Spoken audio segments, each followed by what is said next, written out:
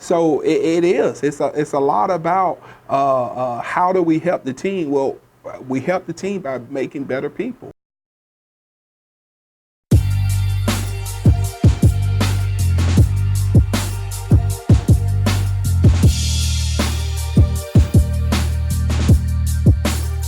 When it comes to collegiate coaching, wins and losses make or break your success. In his debut year as the Georgia State women's basketball head coach, Gene Hill found success with nearly the same lineup by using an unseen approach.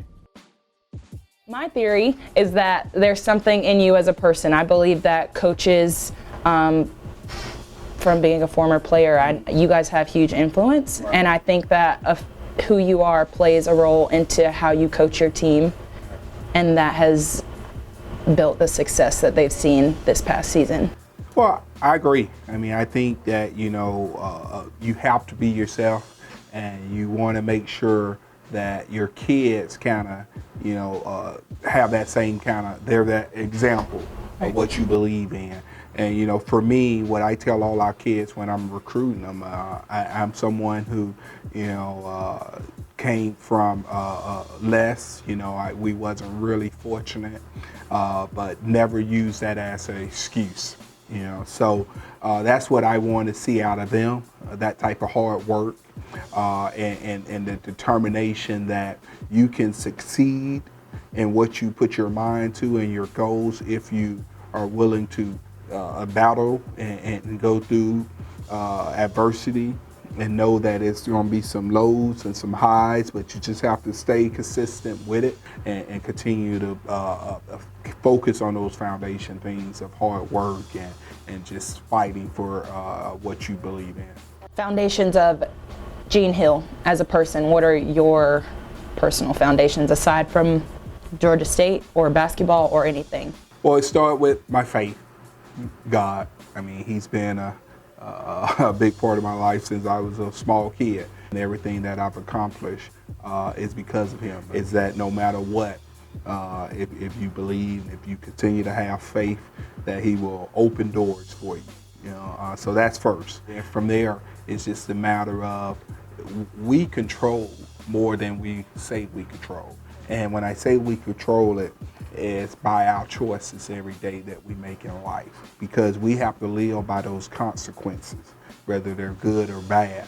So we try to talk about that also, and that's a big foundation of mine also. There are some things that I have to decide every day to make the right choice on what we're going to do, what I'm going to do, and how I choose to live. Those two things are really the bedrock of it. And then it leads and branches off to other things as far as family, making sure you understand how your faith with God and your choices, how all those things also relates to your family and work and basketball. But it's always about faith and believing in that you have choices, and the choices that you make every day is going to determine the outcome.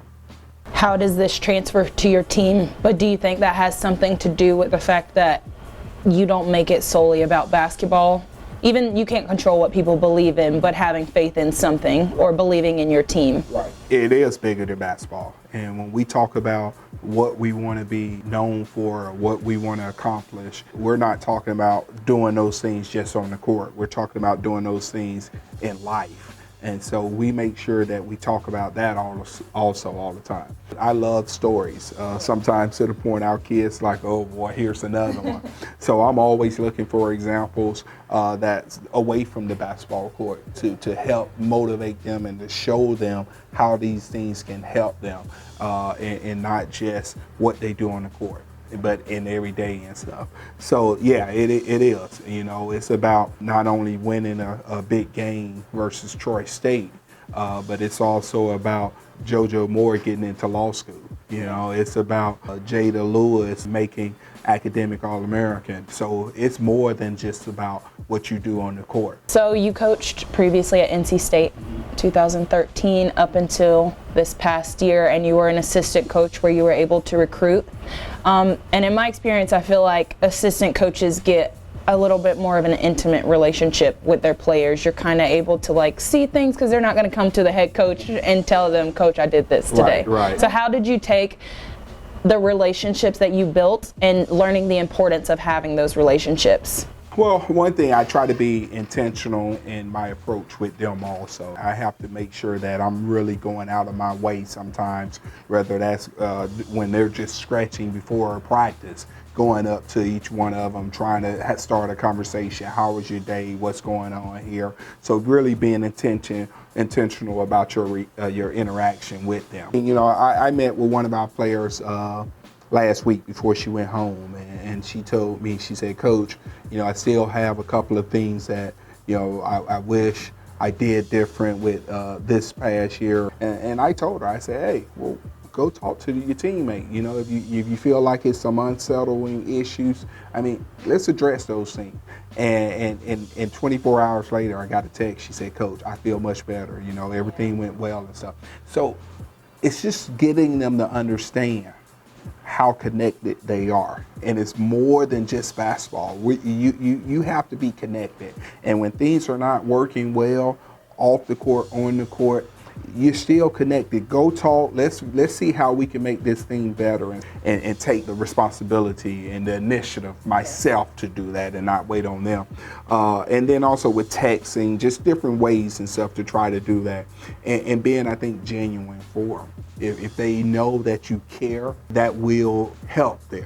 Yeah, I tell people all the time, it's not the same generation that we grew up in. This is a generation where why is always coming. And you have to be willing to have conversation with them and get them to trust you and everything. And that's an earned thing. It's not just because you're a head coach that they're going to automatically trust you. So I understand that, and I really try to build those relationships to break down some of those barriers. What would you attribute to NC State for building you for this moment? We had some good kids there, and you know, I think that was the one thing that I learned most, is that if you recruit good kids, and when I say good kids, I'm not talking about talent, exactly, good people, that it's an easier road. You don't have to always do it with necessarily the best player. You know, I think if you look at some of those other things that's off the court, as far as hard work, character, and things like that, start there.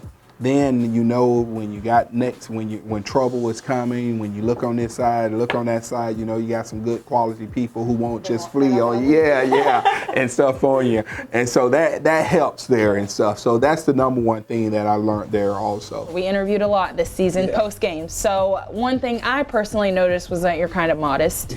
You don't like to admit that you did it. You're changing things, and we're on the up.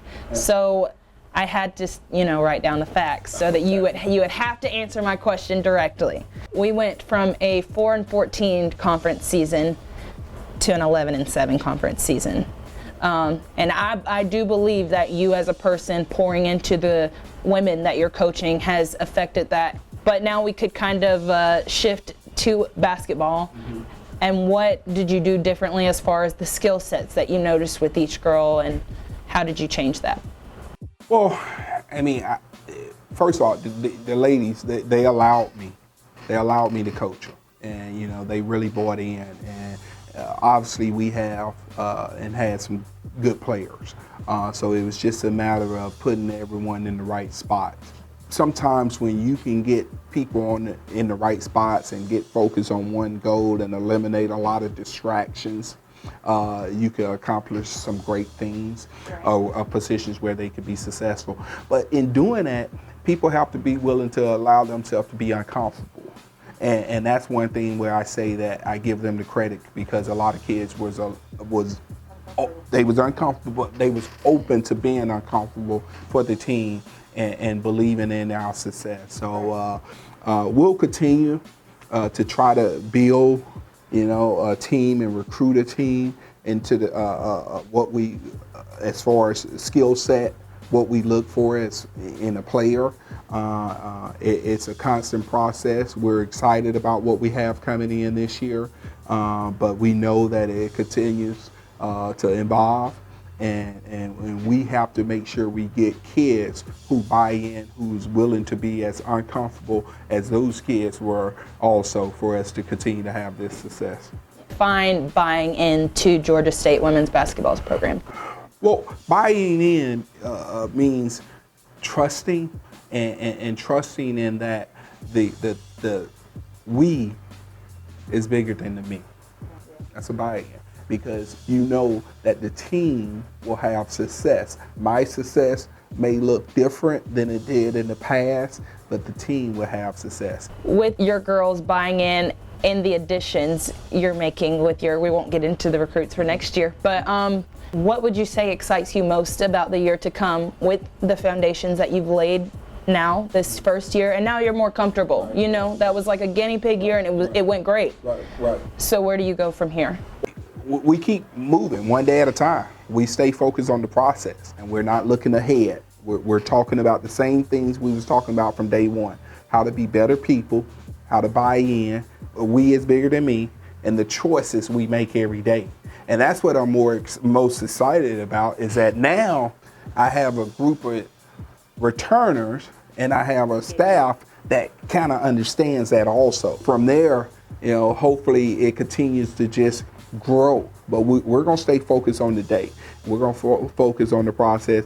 We don't know what that will look like at the end, but I'm willing to bet that if we continue to stay on this process and we're doing those things, everything will be okay.